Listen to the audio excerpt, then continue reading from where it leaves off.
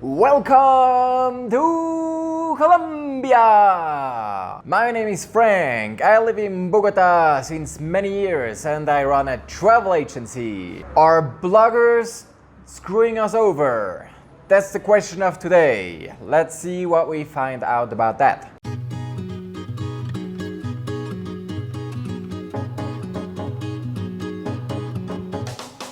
Today we are hosted by the restaurant Astomelia with the same hostel named the same way, and the food is actually very delicious. It's from the different regions in Colombia and with sustainable projects. There's a whole history behind the gastronomic concept. The best is you come here and find out by yourself what is the history all about and how is the food. Lately, when I was working on my content for my homepages and also working on the travel guides, I found out something and I thought, are bloggers trying to screw us over or screwing you over? Because I was searching Colombia Travel Guide and I was investigating the first Google findings, and then I analyzed the information those travel guides contained. And what I found out, much of the information was just copy-paste or just plain information.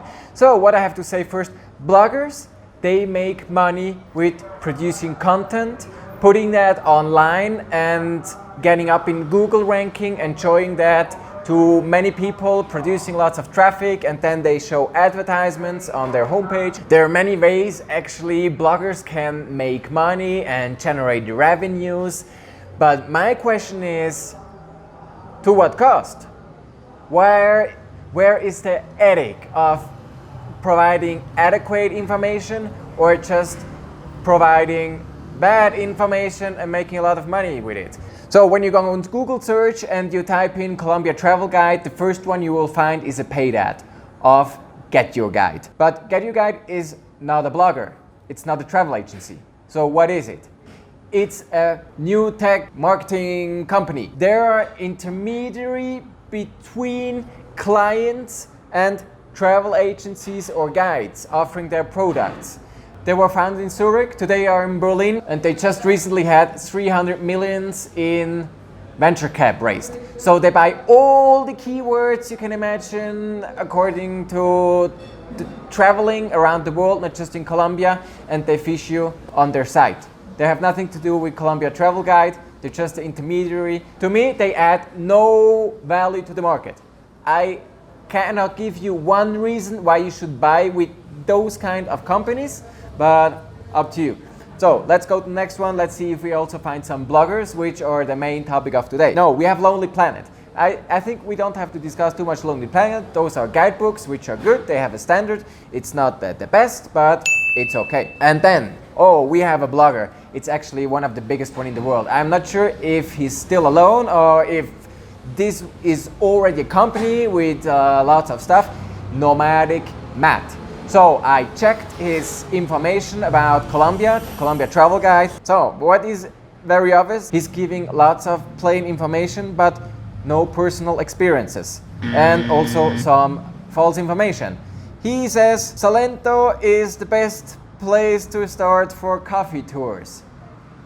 Sorry, that's just the biggest bullshit ever. That's so untrue. Salento is just the biggest backpacker town in the coffee triangle, but it's by far not the best place to start for coffee tours in Colombia. You can do coffee tours all over Colombia because they are growing coffee all over the country, and the coffee triangle is even not the department where they grow most of the coffee. So that's absolutely crap. But saying Salento is always good because everybody knows Salento, especially the backpackers. And then he says, San Andres and Providencia are unspoiled places. That's the biggest bullshit ever. Providencia, yes. San Andres is a failed tourist project. It was once a very beautiful island. Today is mass tourism. You know what they do in San Andres? They take everybody, put them in the boat, drive out to the reefs, and then they're loading them off onto the reefs, and everybody is walking on the reefs. You think that's an unspoiled place with hundreds and hundreds of tourists every day walking on the reefs? Come on, that's such. And then also, he says there are no trains in Colombia. Are there no trains in Colombia? False. There are trains. There are trains in Colombia. Yeah. So Dana, my multimedia pro, even she knows there are trains in Colombia. You know, until '95, you were able to take the train from Bogota to Santa Marta on the Caribbean coast. 24 hours. Fantastic. Parts of this train rails still exist. Also on the Pacific coast, you have still a train, not running that much, but it runs.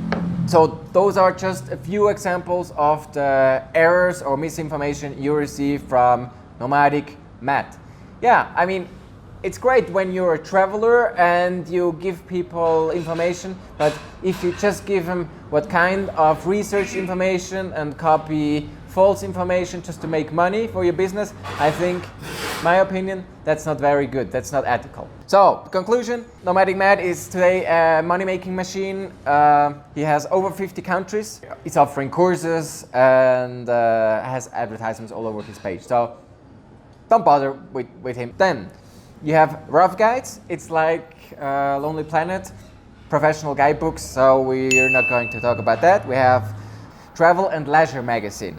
I think the writer has never been to Colombia, so not worth reading. Then we have a blogger, Desk to Dirtbag. Okay, this seemed to be a real blogger who knows his stuff, who went to the places, also monitoring his page. He also has photos, which are okay. But then he's saying Rodadero is one of the best beaches near Santa Marta with whites, and same about Playa Blanca. This is absolutely horse crap.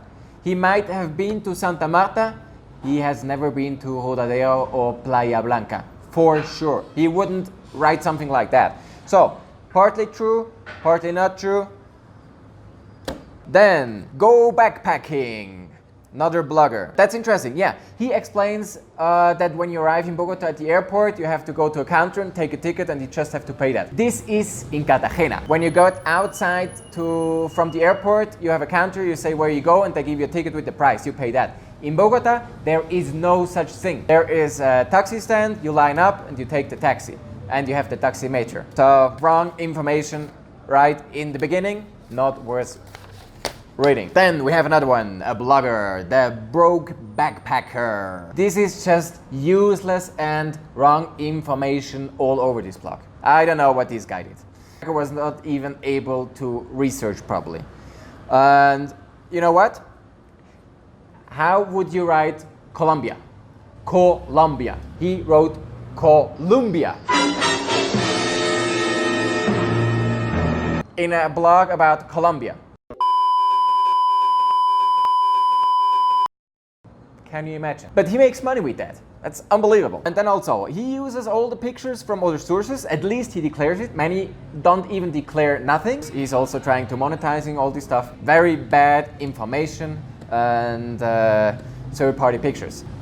Then I searched best beaches in Colombia. And now you have many bloggers having the deep knowledge of the best beaches in Colombia and writing so much BS.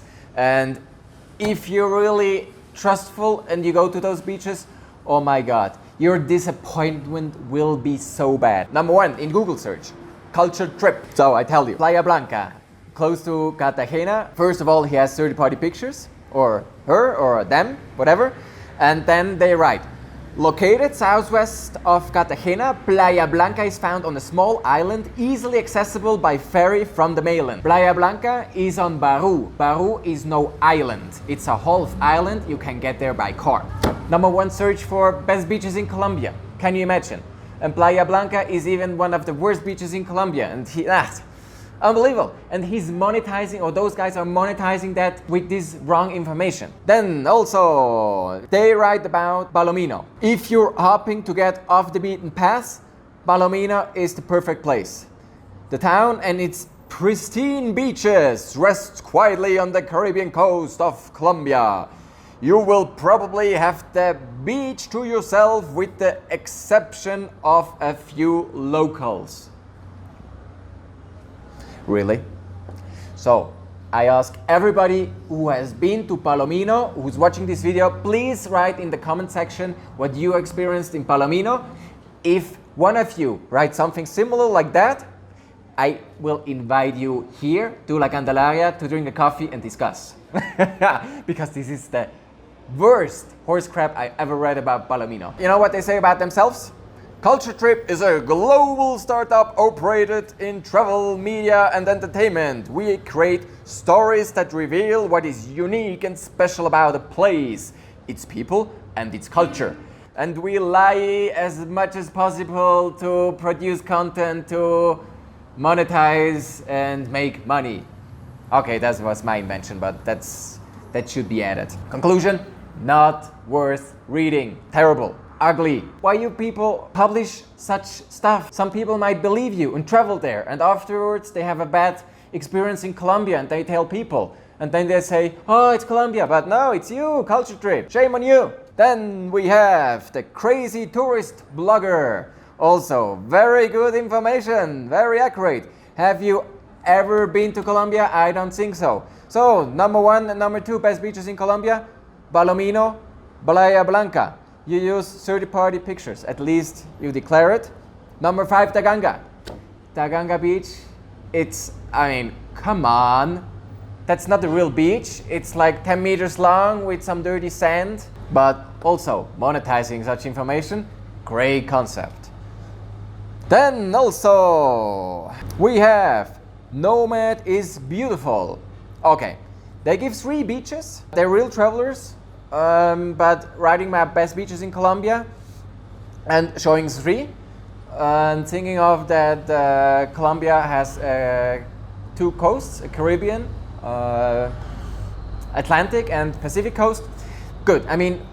At least they wrote about something they knew. They visited those beaches, I think. But yeah, 3 is it's a very little sample for such a big country with so many beaches. And then also again we have Layer Culture Blogger, and about Punta Gallinas, they write, Tahoe Beach, beautiful dunes and sands sprawling as far as the eye can see make Tahoe Beach one of the most popular locations in Colombia.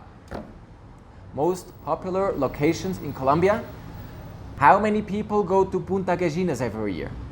Very few. It's very remote, because first you have to get to Rio Hacha.